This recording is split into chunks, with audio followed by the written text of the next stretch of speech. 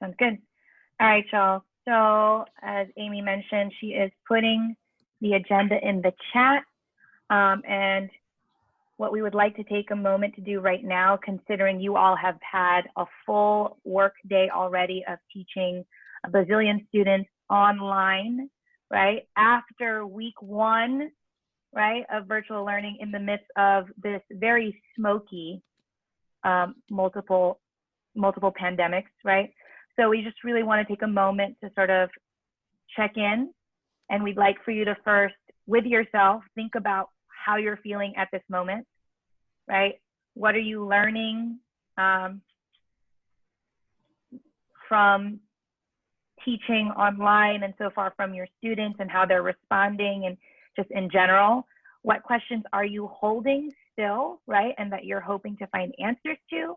And then of course, what are you celebrating? Because given we are learning and we are growing together in this time, but also there are things that we want to put in the forefront and hold on to, which are some of the joys and successes that we've had so far, right? So if you want to take a moment just with yourself to sit with these questions and see if there's any particular question that you're honing in on, please do that now.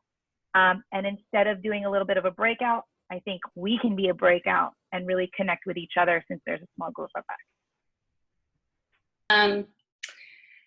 I think a lot about what I'm learning is the importance of spaces like this, where we talk a lot about our students healing, and we're holding our students healing and what they're going through as we teach.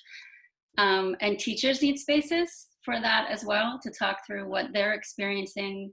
And in my role as a support person, how important it is to kind of carve that into every PD, webinar, workinar that we're involved with. And not only the healing, but the learning about the teaching and learning that's happening right now, about what's working, what's not working. I think going into the spring last year when it was emergency, being in CNI, we felt like we had to get out all the resources and and it had to look a certain way and be a certain way. And the reality is no one knew what was happening, right? So we were just trying to throw out stuff, and really it's messy and it's hard, and it merits conversations and really going back and forth and pushing each other. So I think I'm learning that and celebrating this, just teachers being in a room and talking through what's happening and what's working, and from individual students to whole classrooms, to the system in general, at all levels. So welcome everybody. We're glad you can be here. Sarah, you are in the right spot.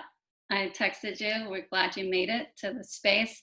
And we are also, just as a note, recording this because everyone's got multiple things going on, Angel, as you know. And so not everyone can make it here, but we want people to access it. So at the end of the day, just know your colleagues and stuff. All these unit materials and discussions will be available for them as well. And if recording is uncomfortable for any reason, if you want to turn off your screen at any time, that's fine as well.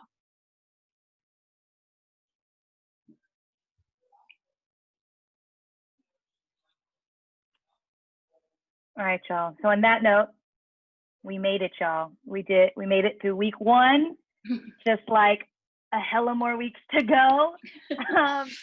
But it's good, right? Like that's what these spaces are for, is to begin building those connections to like outside of our school spaces, is to like really connect with other people and help hold one another and support each other. So today, right, we just did our check-in. We will frame Unit 1 for you and what the guidelines were that were given to our curriculum writers. And then we are going to break out by grade level. If there's anyone here that is 10th grade, we will be moving out of this Zoom, and I will be sending you a new Zoom link to join so that we can focus on grade specific material, but you will have access to all of the material because all the links are on the agenda that was shared in the chat. So you'll see that we'll go into the breakout. Our writers will take over from there, and you'll get some time to collaborate with each other, plan things, run some ideas with each other, ask the writers some questions, and then we'll close out from there. Cool. Can we just see a thumbs up if everyone has the agenda with all the links? Okay.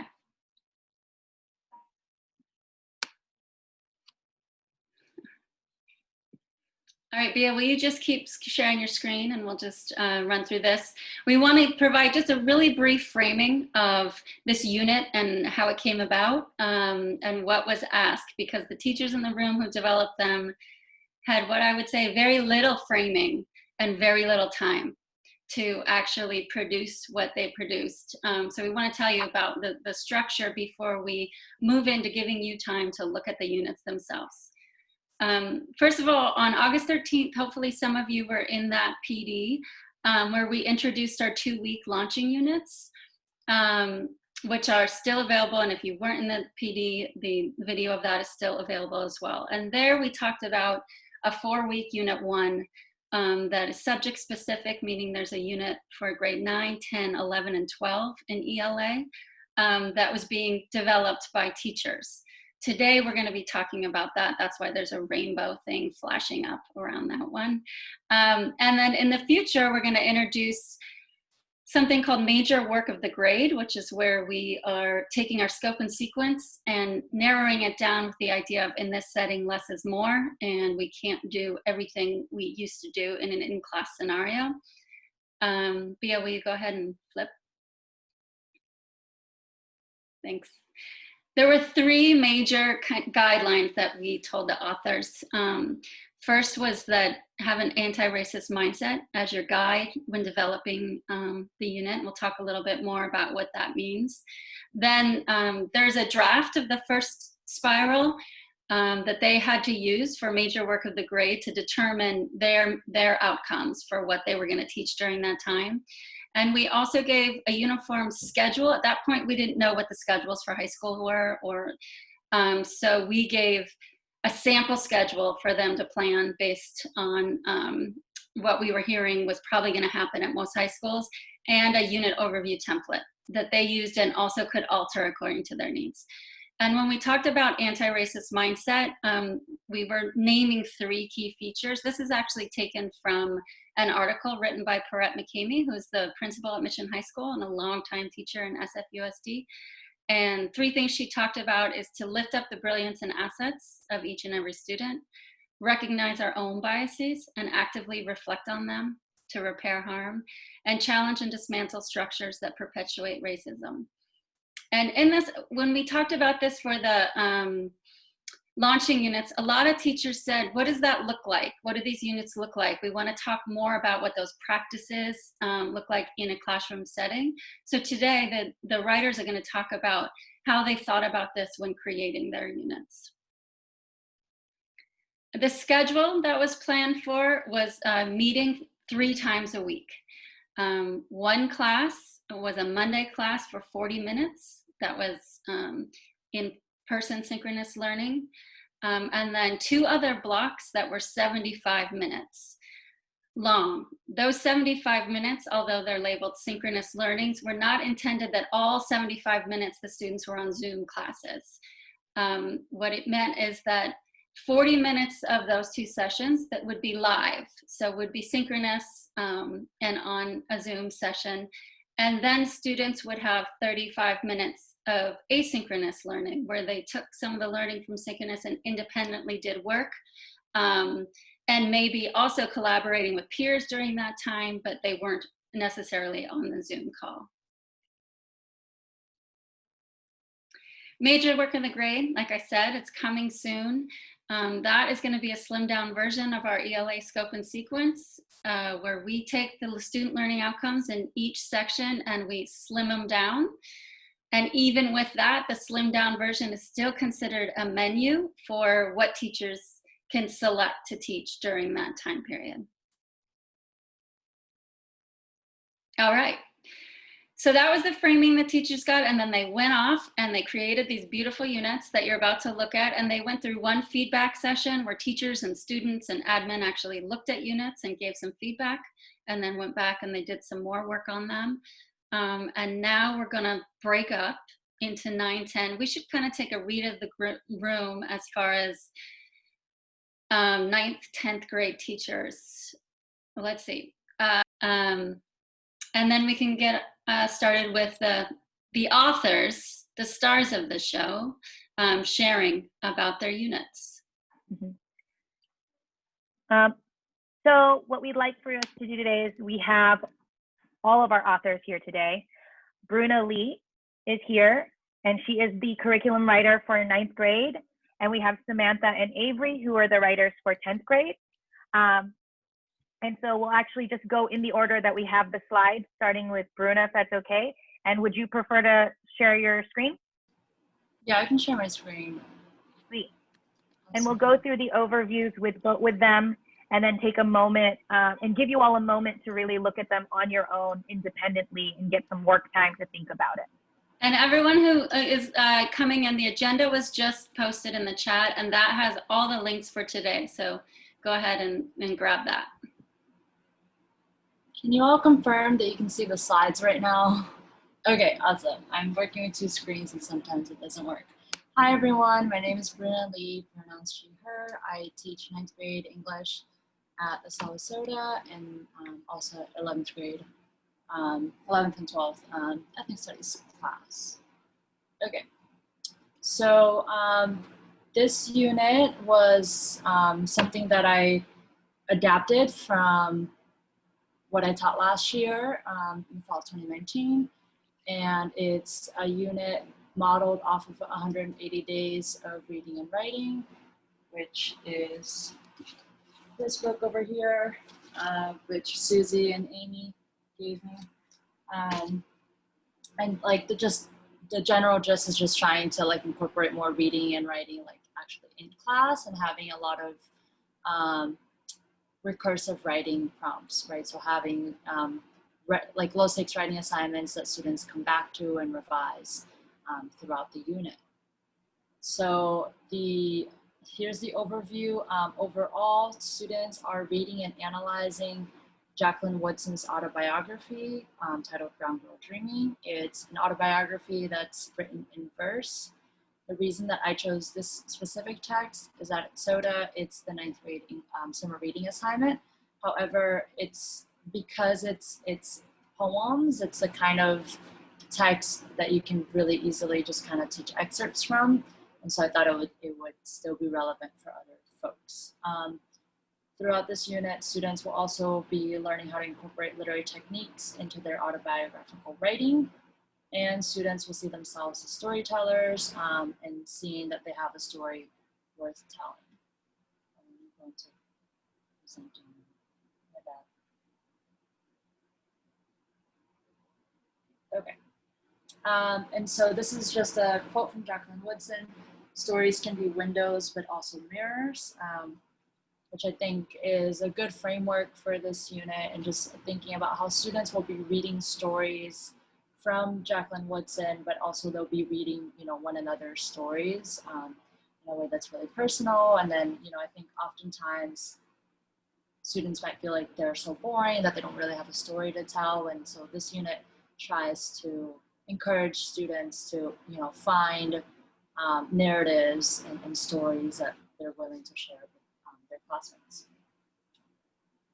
These are the desired outcomes for the unit, which it comes from the major work of the grade document that Bia and Amy were talking about. And I just chose the ones that were most relevant to my unit, or to the unit that I wrote. So employing active reading strategies, basically annotating and talking to the text. And then making connections to other knowledge, experiences, or texts, particularly connections to personal experiences. Producing multiple pieces of narrative writing that use effective technique, well-chosen details, and a structured sequence of events. And then developing and strengthening writing by planning, revising, editing, and rewriting. And then participating in a variety of pair, small group, and whole class discussions. And lastly, sharing a piece of writing with classmates through live discussions, as well as digital discussion boards. And so the essential questions for the unit are the following. What experiences or moments have shaped who I am and how I see the world? And how are these experiences connected to race, ethnicity, nationality, culture, class, sexuality, gender, ability, or other socially significant identities? And these are some of the main enduring understandings. When students complete the unit, they will understand that storytelling has helped preserve our history and that everyone has a meaningful story to tell. Writers can tell stories by, detailing or analyzing objects that are important to them, that have a personal or cultural significance to them, or writers can tell stories based on places of personal/cultural significance. And writers can engage in specific craft moves to show, not tell, so as to maximize the power and impact of the narrative. And ultimately, by telling our stories, we come to better know ourselves, so that we can build solidarity with others. And so it goes back to Jacqueline Woodson's quote of stories as both windows and mirrors. Okay, I just wanted to give like a general overview of the kinds of assignments that this unit is asking of students. So in terms of independent work time, that would most often be during the asynchronous learning time, which you can choose to do however best fits your class and your students' needs. So far in my classes, I've been doing asynchronous learning right after the live class. I just ask students to stay on, but with cameras and mics off. That seems to be working okay, although I don't know, I might change it later. But so far, these are some of the strategies that I plan on using. Google Classroom discussion threads for low stakes writing activities that just kind of help engage students in some kind of digital discussion. Active reading and annotations, primarily through Google Docs. Creative writing responses, which will be the more personalized writing. Some video reflections where students watch videos about, they'll watch, for example, a video about the griot storytelling tradition in West Africa and do a written reflection about that. In small groups, they will be engaging in discussions, both about their own writing as well as Jacqueline Woodson's writing. They will be sharing their writing out loud, and they'll be giving one another feedback on their writing. They will also be engaging in group annotations, which is just another, again, active reading. And then as a whole class during synchronous learning, students would be reporting back from the small groups on the kind of work that they did. And that will also be where like mini lessons are happening, such as how to annotate on Google Docs or how to provide peer feedback, and then teaching, a few literary devices here and there, as well as clarifying any independent work time instructions. I believe these slides are linked in the chat, and so if it's easiest for you, you can find, kind of all the quick links here of all of the different materials used. I basically created the entire slideshow for you all, and you're welcome to like adapt and take out whatever it is that you want. There's probably way more out there than just 4 weeks. And then the final assessment is an 100-word memoir where students will be writing 100 words based on a place, an object, or an event of personal significance. The reason that it's either a place, an object, or an event is that those are the 3 kind of low stakes writing assignments that they're doing kind of in weeks like 2 to 3 of the unit. And then week 4 is that planning and that revising and editing stage. And then, the memoir specifically just details like, you have to use like literary devices, which, you'll be teaching kind of throughout the unit, as well as sensory details. And then the links for the instructions for the memoir is here, as well as a teacher example, which is, some 100-word memoir that I wrote, and then a student example from the past. That's pretty much it. I don't want to go too in depth because I think I only have 10 minutes. I think I used 9 of them. Thank you, Bruna. Okay. I'm gonna stop sharing.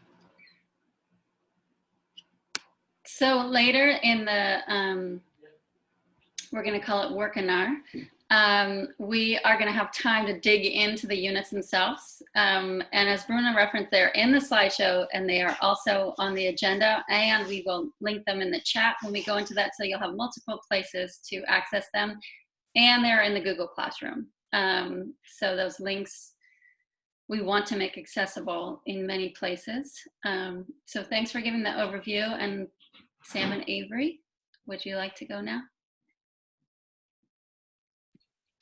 Hi. Hello. I guess we're starting off with this kind of unit overview. Me and Sam are going to kind of trade off, but this is how we kind of approached answering the question. This is a course trailer that I made for my students before the year started, and it kind of encompasses a lot of the ideas that both Sam and I teach throughout the whole school year. But of course, it's not the entire school year. I think really it highlights more of the topics we have in our narrative unit that we're presenting to you today. So we'll just take a moment to take about 2 minutes to watch some of this. All right. What I like to call the danger of the single story. Show a people as one thing, as only one thing, over and over again, and that is what they become. Growing up, we were taught that the Fire Nation was the greatest civilization in history, and somehow the war was our way of sharing our greatness with the rest of the world. What an amazing lie that was. What year did Fire Lord Sozin battle the Air Nation Army? Is that a trick question? The Air Nomads didn't have a formal military. Sozin defeated them by ambush. I don't know how you could possibly know more than our national history book, unless you went there 100 years ago. I'm going to tell you something that I haven't told a lot of people. That my identity was an obstacle I had to overcome. It's time for you to look inward and begin asking yourself the big questions. Who are you? And what do you want? Dude, sucking at something is the first step towards being sort of good at something. The best thing you can do is invest in yourself. Are you brave enough to be vulnerable, to dive headfirst into your shame? Are you strong enough to be sensitive, to cry whether you are hurting or you're happy, even if it makes you look weak? Your strength, your bravery, your toughness. Can we redefine what those mean and use them to explore our hearts? I couldn't change what a system believed about me while I believed what the system believed about me. This is the last place I wanted to be today, and I know I'm not alone. But here we are again. Violence, brutality. It's the same story, just a different name. Never before in American history has there been an uprising like this, where you have huge numbers of people coming out every single day in every single state in the country. What do you need to go to school for? Every minute I'm in that classroom, I'm learning new things about the world around you, learning about your place in it, learning about the lives of other people so that you can better contextualize your life in community. It is important to draw wisdom from many different places. If we take it from only one place, it becomes rigid and stale. Understanding others, the other elements, and the other nations will help you become whole. There's only one race. It's the human race. Online does not need to mean on the screen. It becomes like kind of heavy on their mind, just thinking about, how to succeed in the class rather than sitting deeply with the material.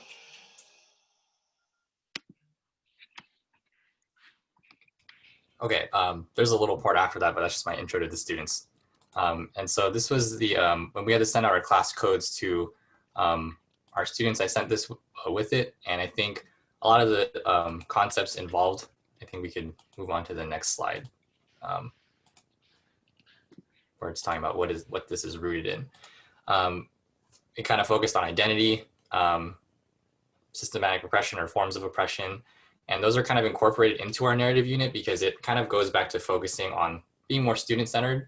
And like the this little ethnic studies graphic that they created for 2019, the knowledge of the self is really where we're starting here with the narrative, focusing on the students so they can build into, like that quote with John Green and Jane Elliott at the end, like learning about others and understanding that there is no race, we're just humans, kind of builds into that cycle of solidarity, into self-determination. And that's kind of what frames or what is rooted in our narrative unit. Go to the next slide. And then, yeah, kind of like I just said, what is it aligned with, or how is it aligned with like anti-racist and healing-centered pedagogy?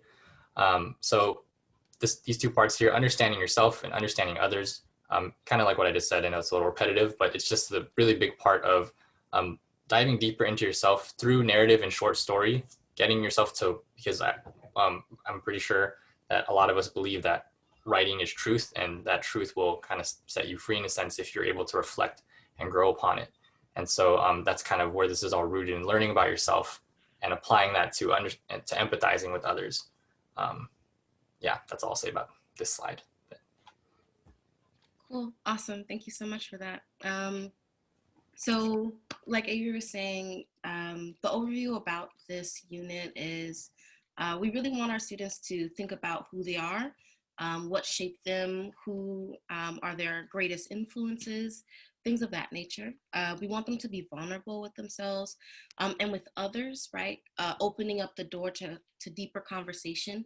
We also referenced CCSSSL1 because we thought it was really important that we get students to connect in the various ways that they talk to each other and talk about themselves, right?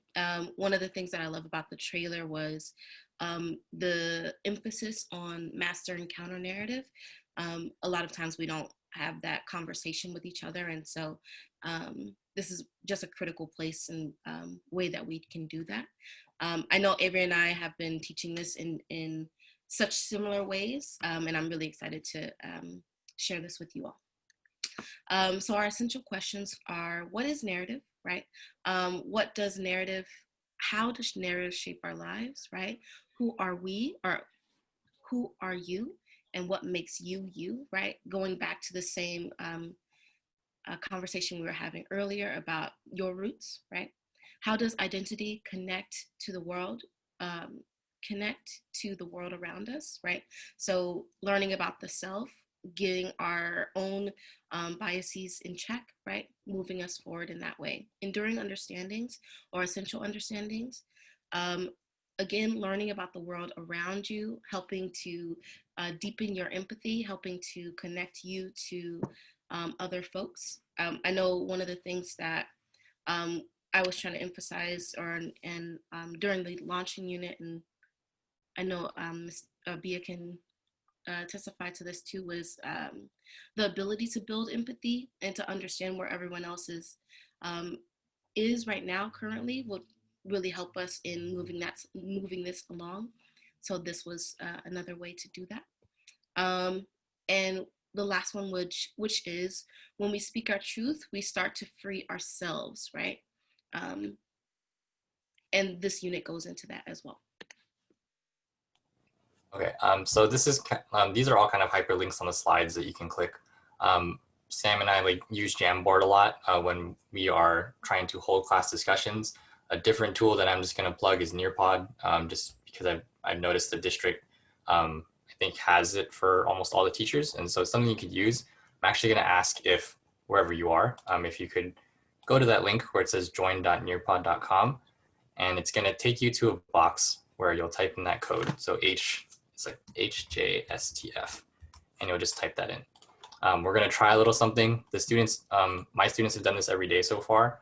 And so this is kind of where it connects Google Slides and this digital tool at the same time.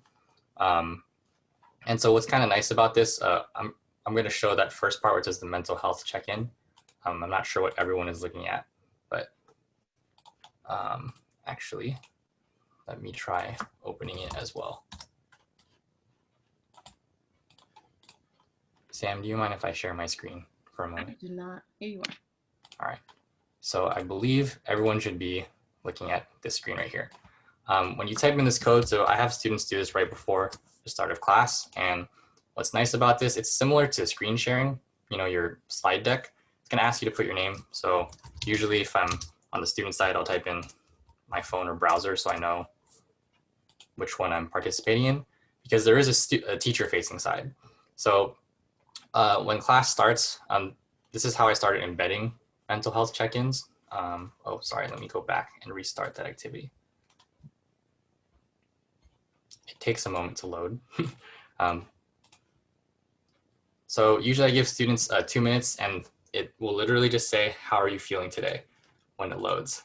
And you're just gonna choose one of the following answers that says, I'm great, I'm okay, I'm meh, I'm struggling, I'm having a hard time and have a question, or I'm in a dark place and I need to check in.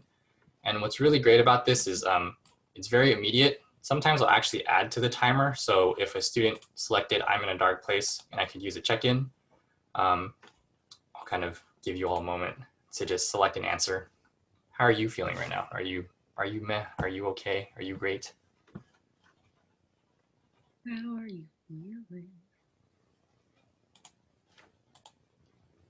Okay, cool. Everyone responded. And so on the teacher side, I can actually share to all of you how everyone looks right now. It's anonymous, so we can get a better feel of like, how's everyone feeling right now? It seems like everyone's not, well, okay, based off of this, it's pretty scattered. For the most part, students will show like, I'm great, I'm okay. It seems like there isn't anyone that said, I needed, oh, there's one, well, I said I needed a check-in. That was me. But if there was that one student on my side, I can actually show you what I'm looking at. So students don't see this side. And I can go message that person privately in Zoom and actually have a full-on conversation with them in the private chat, which I didn't think was gonna work at first. But actually, some of you have shared, I've had a couple Zoom hackers. And so when I was able to reach out to students privately, I had a whole conversation with them, and it actually helped them breathe a little bit, because that's another story I'm not gonna get into. But so the purpose of Nearpod with this slide deck, it's super interactive. So the first thing, I'll just share this. What is narrative, right? That's what our unit is about. And we can have students interact with this in multiple ways. And there's other activities on here to draw on students' prior knowledge. So what do I know about narrative? I learned about narrative in the 9th grade. Post. And then each student, or all of you that are on Nearpod right now, you can share something. Well, I guess I have to approve it as the teacher. Did not mean to do that. And it shows up there. And if someone likes it, so the idea is to kind of, there's multiple tools on here. It's like super endless of the possibilities you could have. But another option is also Jamboard as well. And we'll kind of move over to that. I know that was very quick paced, but the slide deck is like interjected with all of these things, whether it's Jamboard or using Nearpod, to have students interact with what is narrative and learning about the eyes of oppression, et cetera, and all the other things we have going on. So feel free to exit from Nearpod. I just wanted to show that as a quick example of what was linked in the slides. The other thing that we'll show is Jamboard on the other side.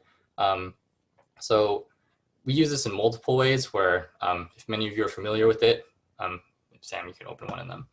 And one way I use it in class, especially when we get into essay writing, I used to have an activity where students went up to the board where the essay prompts are written out and they write a quote on the board to share what it was.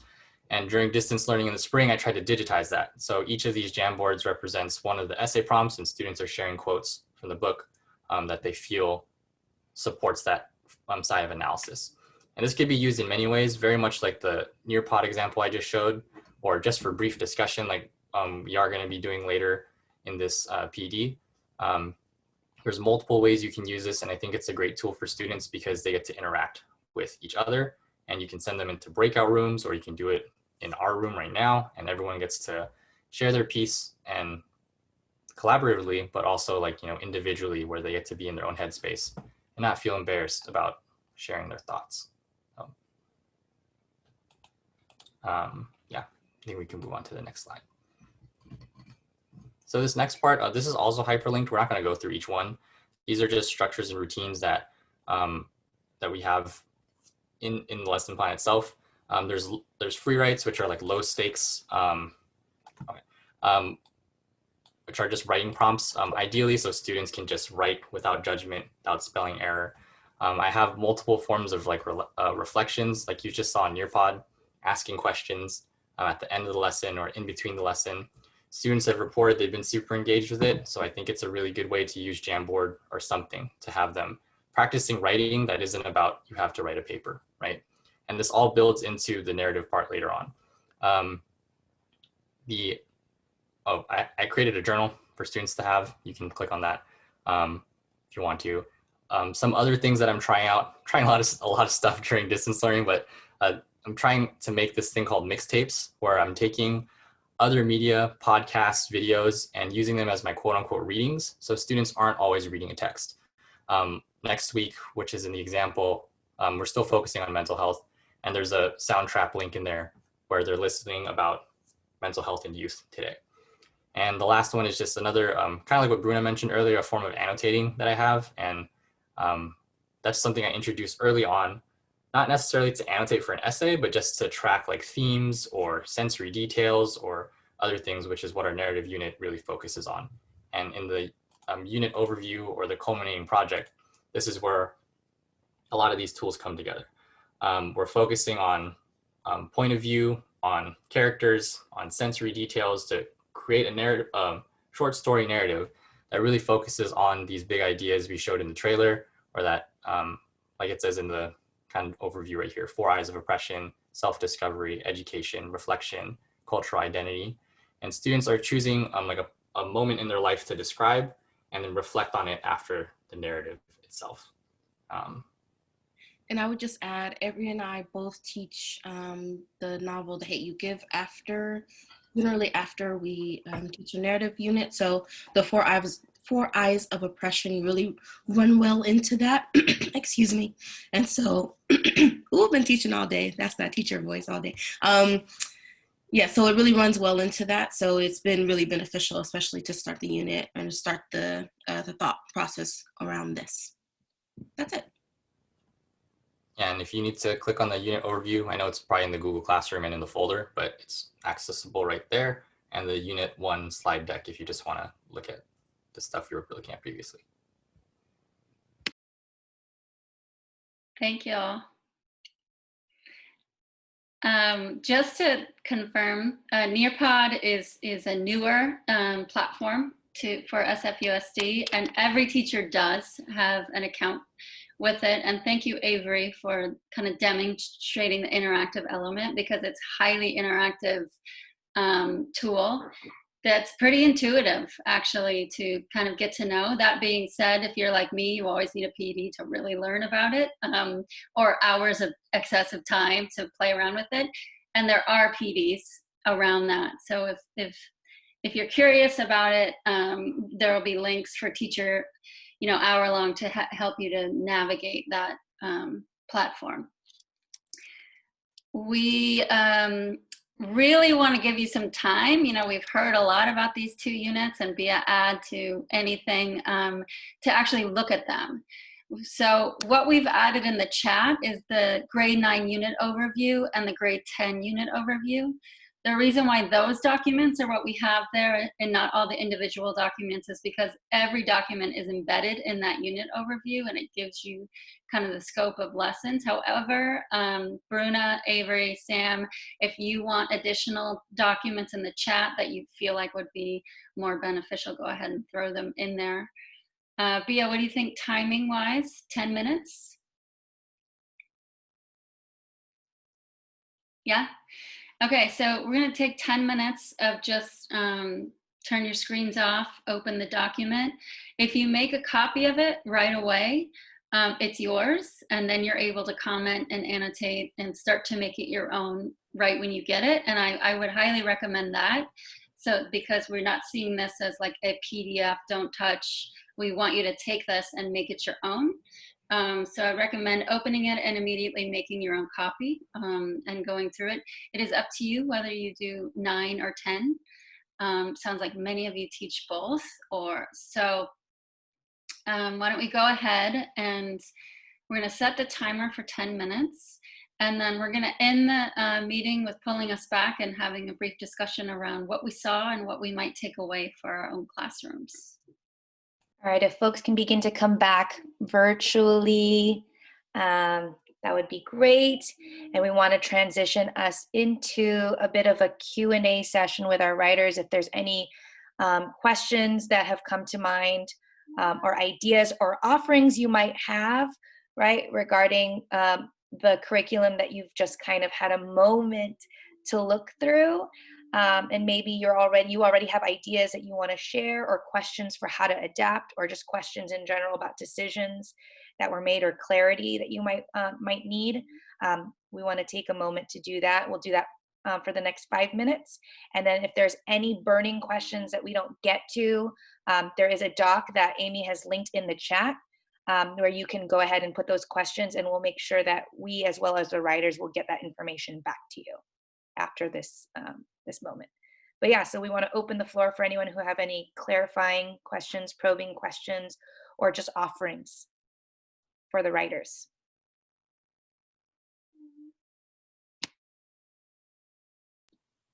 Like a small question, maybe just start us off. First of all, thank you. Like, I'm looking through the 9th grade one, and I just really appreciate how much detail you included. I think as a new teacher, like, it's really, really helpful to see what kind of like a whole unit plan can look like and everything. And I was looking at the 100-word memoir, and I saw that there were 3 columns, and just to double check, that's kind of more for planning, and then students would just pick one event to write about. Is that correct? Yeah, so that planning sheet is more of like just additional brainstorming, because theoretically the students would have already completed like they would have already written about their objects, their event, and their place, leading up to when the teacher introduces a 100-word memoir. And so then that planning sheet that comes with the instructions for the 100-word memoir is just another visual, should they want that. Last year, I didn't use it at all, and I didn't find any issues, but my colleague just wanted to provide the extra visual, so I included it. Okay, thank you.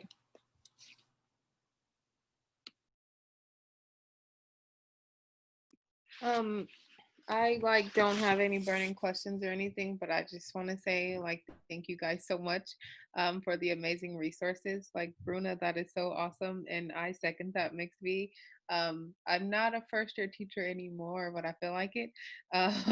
So yeah, I can really appreciate seeing like the whole unit. I haven't even gotten that far just yet, but thank you guys so much, Avery and Sam as well. Thank you.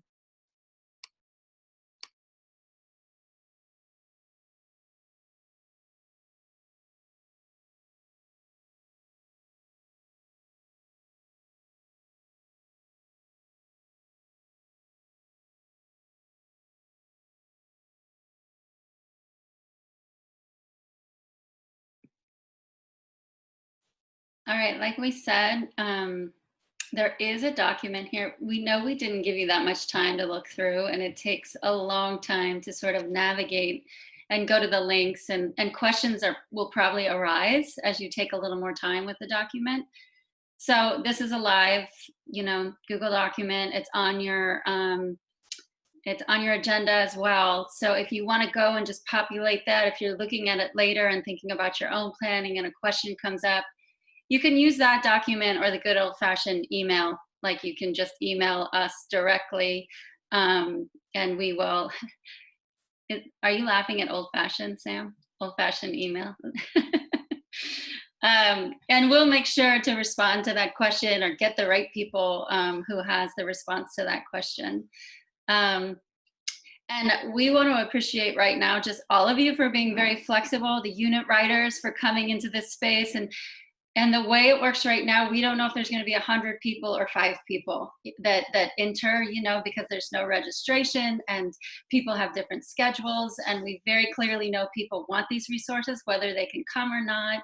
And so we have to plan for flexibility. And so we really appreciate you all entering this space and just working with the changes. And particularly, I wanted to point to the unit writers and just saying thank you for coming in and presenting your materials so well and thoughtfully and thoroughly. We do want to end with a Jamboard because Avery and Sam referenced it. We don't have a Nearpod, but we have right here an appreciation, and well, we're not ending with this because we also have feedback, but we want to practice with this tool of if you want to click on that link and just take an opportunity to write an appreciation for the unit writers, or just a takeaway, one thing you read that you thought, oh, I'm going to use this graphic organizer, I'm going to use this prompt, or this made me think about X, just so one thing you're walking away with.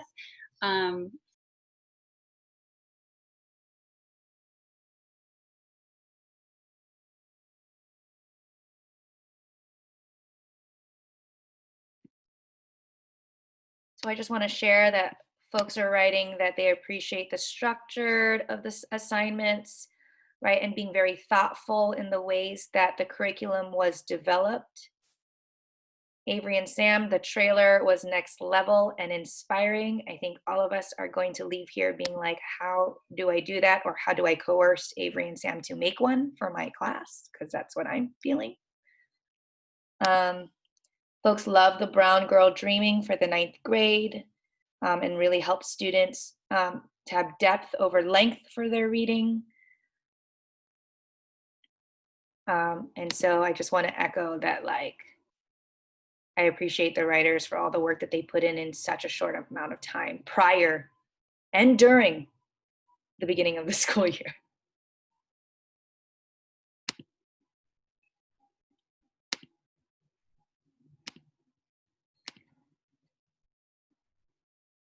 All right.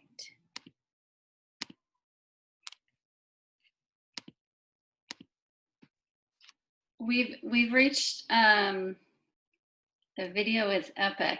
It really was. That was such a great video. We've reached 3:30. Thank you all for being here and being present for the hour and a half. What we'd love to get from you all's feedback, if Bruna, can you do me a favor and put that in the chat room? We are, as a department, going, chat, did you do it? Yeah, I think Bruna got confused because you said, ask Bruna to do it, and she was like, what? Oh, Bruna, did I say? Bruna's like, I don't have the feedback. Sorry. We are looking through, we looked through the August 13th PD feedback, and we're mining what everyone's saying to really hone our supports in for what is being asked by teachers.